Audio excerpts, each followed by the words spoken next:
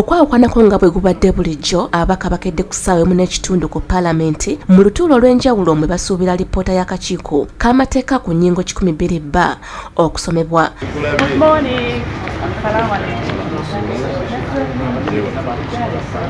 Bano babadde banneekaanekanye mu langi emmyufu n'eza kyenvu okulaga we bayimiridde ku nnyingo ekwata ku kkomo ku myaka gya pulezidenti.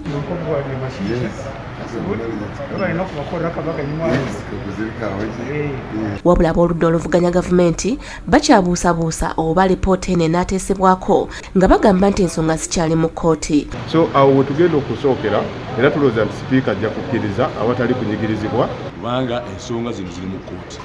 Wiiki ewedde twayagala okuteesa ku kiteeso kya akwira oludda oluvuganya gavumenti sipiika n'aluulinga bulungi nnyo n'agamba nti nedda ensonga eno eri mu kkooti. N'ensonga eno eya 12B eri mu kkooti, tulina kkooti kubbiza n'ennyingo esatu. Era nkusaba abannaffe abavunaanyizibwa ku buweerezebwa ku mpewo aba UCC kaleme kubatanda kutawaanya kulaba kw'abantu baffe abaatuwona ebigenda maaso mu paalamenti.